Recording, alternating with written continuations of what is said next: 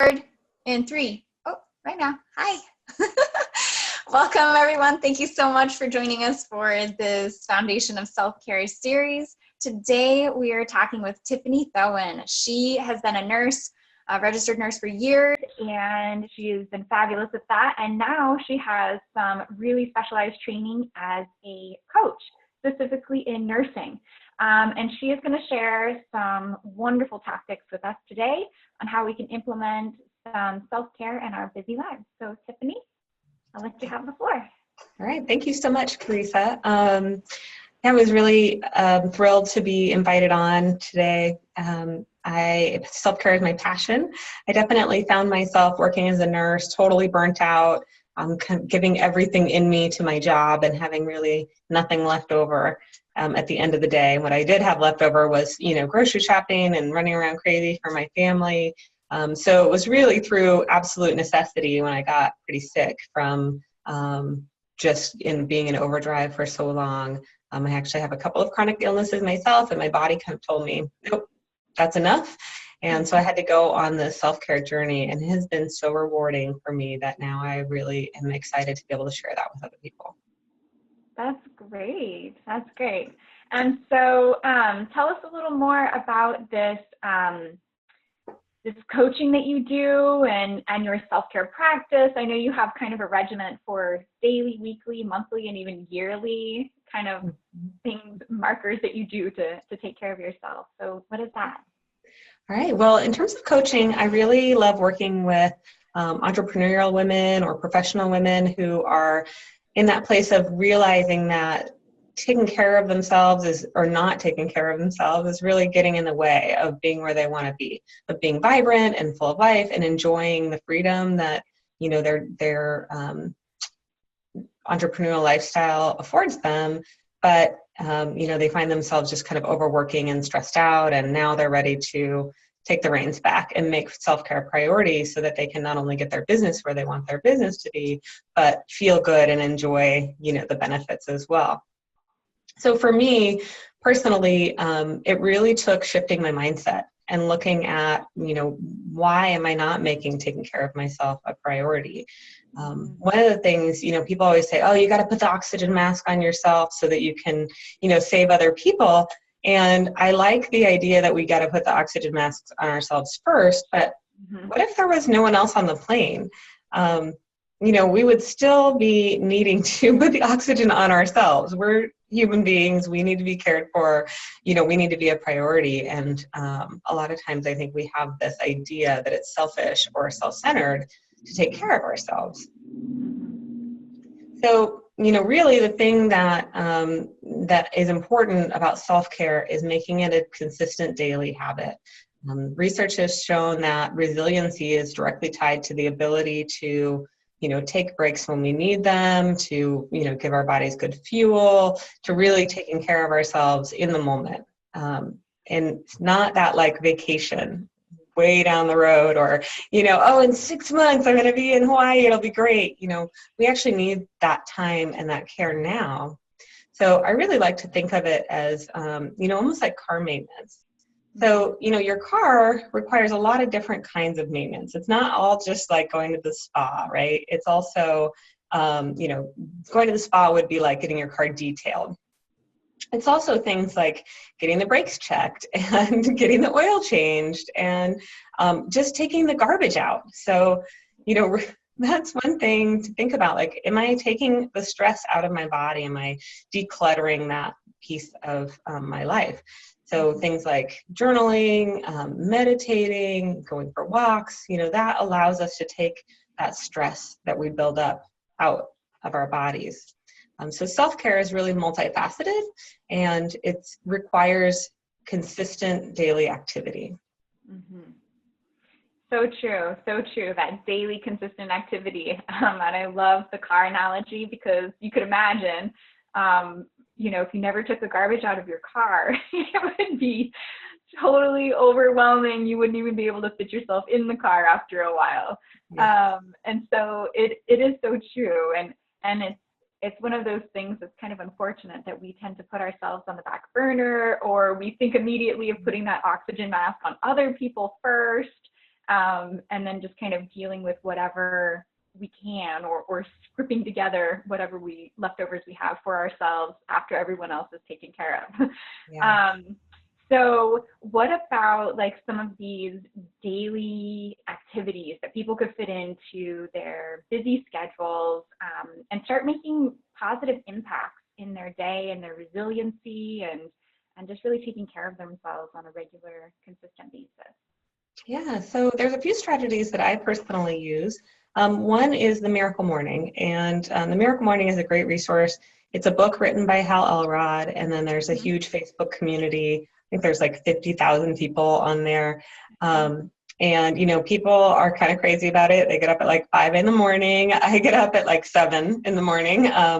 But, you know, it's whatever works for each person's lifestyle. And the concept is that we really have to put self-care, personal growth and development first. Otherwise, those things are going to be pushed off our plate. They're not going to, you know, we're not going to be getting around to them later in the day most of the time. So it's really about taking some time first thing and making that your number one priority. And this is something I've done, oh gosh, I've done this. It's been 560 days or something like that today. Wow, that's awesome. You know, in a row. I think maybe I missed 2 days, you know, due to very extreme circumstances. And, you know, there's several things that he recommends doing: journaling, having some quiet time, meditation, prayer, whatever you want to call it, affirmations, visualizations, exercise, reading. So, you know, you kind of tailor it to your own needs. But this has been invaluable for me. Making it my number one priority, making myself my number one priority, has really allowed me to piggyback on that, and it has made it so that all of the other goals that I have in my life around health and wellness, I am able to achieve. I actually keep a daily food log now, which is something I was actually opposed to doing. But for my health, I have, you know, some gut issues that I'm working on healing, and I'm almost through. It was really important to track my food and my symptoms. And that was something I would have never in a million years been able to do. So, you know, it really has given me like stamina for working on goals that are a little more challenging for me. And it really has deepened my own practice and my own understanding of what is, you know, why it's so important to take care of myself and what it really looks like to love myself and care for myself on a deep level. One example of this is Christmas Eve. I think this was not this last Christmas Eve, but the Christmas Eve before. I'd been doing it for like 60 days or something. And I was sick. Like I had a head cold or something. I was pretty sick. I had to work a 12-hour shift, and I still had presents to wrap. I still had to make Christmas happen. So, you know, if I had an excuse to not do it any day, this was a legitimate excuse. But it just hit me like a thunderbolt that of all of the days, this is the day where it's the most critical for me to do it. It's because I have all of those things to do in the world, and because I'm not feeling well, I need to pause and put something back in so that I, you know, do have something to give on that day where I had, you know, like an endless day. And I'm happy to say I did my Miracle Morning. I got through my 12-hour shift. I got the presents wrapped. Life went on. Normally, I would have not done those things for myself, and I would have gotten through the day, but it would have been a lot more painful. Mm-hmm. Yeah, that is pretty powerful. It sounds like there's a lot of self-discipline that's kind of required and then also strengthened through that consistent daily action of that Miracle Morning that you do on a, you know, very regimented kind of basis. And it seems like, I mean, especially with your whole New Year's or Christmas Eve experience, like that was really, really critical. And it shows, I mean, only after 60 days of like this new practice that you really realized this is essential for getting me through this hard time, not something that I should put off or, you know, wait until later. So that's pretty powerful. That's great. Thank you. Yeah, it's a really interesting kind of phenomenon because, yeah, it does require it requires making it a priority, but it's such a positive reinforcement loop that, you know, it becomes a really integral and important part of my life. There's other, you know, plenty of other things that can be done. It's kind of like, you know, exercising, those things. you start to feel good, right? So it takes this like dedication and this prioritization, and then it just starts to feel so good that you don't want to go without it. So initially it takes a little more energy and it takes some investing in yourself. And so that's where the mindset piece comes in, is really looking at, why am I not making myself a priority? Why won't I pause? One of the jokes as a nurse is like, oh, I'll go to the bathroom like after my shift, and I find myself, still a little bit today, I'm much better about it, but I'll be working on something. I'm like, oh, I'll go to the bathroom when I'm done with this, and it's like, why don't I allow myself to just pause and use the restroom when I need to use the restroom? Or, if I'm hungry, like making, nourishing myself a priority. So that's where the mindset comes in, and really takes examining that and choosing to do something differently, to start to integrate things that are going to build up our ability to care for ourselves, and then we'll feel better and better and better. Mm-hmm. That's great. So what about people who are so busy, and maybe that strength, that muscle of like diligence and commitment to like a morning ritual, like the miracle morning, isn't quite there yet? What is like a little baby step of something that they could do throughout their day to kind of refresh, revitalize, and kind of encourage maybe more of that desire to do some self-care? Yeah. So for me, one of the first things that I did, and this is something that I still do today, at least 3 times a day, is just a very simple breathing technique. I learned about this technique through Braveheart Women. Ellie Drake is the founder, and she had a doctorate and was going to go down the doctor route, and decided it wasn't for her. And instead she created this really great group of women, like a kind of a networking type of a group.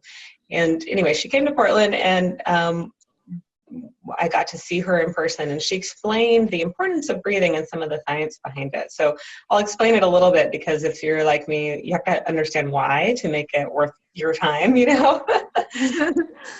So when doing this breathing technique, we breathe into our bellies, and then we breathe out and say ha in our throat. And by doing that, you're actually stimulating the vagus nerve. So the vagus nerve goes for the longest nerve and cranial nerve in the body, goes from your brain into your throat, into your diaphragm, and for women, even down into your cervix. So it's important not to cross your legs when you're doing this. It's important to really allow yourself to breathe into your belly to get that, get your diaphragm moving, and then the vibration in your throat. And when you stimulate your vagus nerve, you actually tell your body that it's time to get into rest and digest and relax mode, rather than in that fight or flight that we're in so much of the day, especially if you have a high stress job. So doing this breathing technique gets us into rest and digest, and then it actually releases feel-good hormones as well. So you're going to feel really good, and all it takes is, 30 seconds, really. So you want to try it right now? Yes, okay. Let's do it. Okay, so go ahead and put your feet on the floor. Okay. Make sure you're in a comfortable position. And we're going to breathe into our bellies, and then we'll breathe out a ha. So not a sigh. It's really important, like ha, almost like you're laughing. Okay. Sometimes it makes me giggle. We'll see. Okay, so go ahead and breathe into your belly. And out. Ah. Okay. And I actually recommend doing it about 3 times in a row to really start to feel those feel-good hormones. Okay. Go ahead and breathe into your belly again. And ah.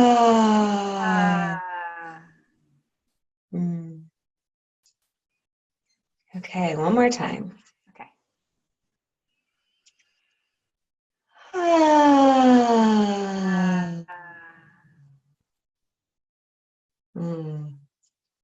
And for me, I feel more relaxed, but also sometimes my hands tingle. Interesting. Yeah. I mean, I definitely feel more relaxed. I get where you're saying too, where, you can kind of get that, almost that urge to laugh. Like it's not very often, when you're stressed out that you want to laugh, but doing that kind of breathing, I'm kind of like, oh yeah, it feels so lighthearted. Totally. It's definitely one I do in traffic a lot. And I actually, for me, it's not easy for me to remember. So I actually set a timer on my phone. I do it in the morning, I do it around lunchtime, and then I do it when I come home from work, or now I'm, not working 8 to 5 like I used to, but during any transition point, so like before dinner, it's a really good time to do it right before eating, because like I said, you get into that rest and digest, so you're actually going to digest your meals a little better. And it's super simple. And it could be anything like that. It doesn't have to be, like I said, a day at the spa. Any sort of little breaks that you give yourself throughout the day, and attention that you give yourself, nourishment that you give yourself, is going to increase your resiliency. Mm-hmm. Well, that is excellent. I'm going to definitely use the ha breathing quite a bit. I like that a lot. And I'll check into this Miracle Morning because I have not done it yet. I feel like I'm missing the boat. So thank you. And so Tiffany, if people are interested in connecting with you, kind of learning more about what you do and all of that, how should they get a hold of you? All right. Yeah, they can go to CoachTiffanyRN.com. That's my website. Again, CoachTiffanyRN.com. And I have a way that they can request a free consult with me on the website, and actually schedule that through my booking link. So I'm offering, a free hour session, 55-minute session to anyone who's on the email list for this. That's great. Thank you so much. That's a very generous offer. And thank you everyone for joining us today. I hope that you have some really great takeaways from this conversation, and definitely reach out and connect with Tiffany. It will be a very good experience. You'll learn a whole lot more. So thank you. And until next time, have a great day. Bye.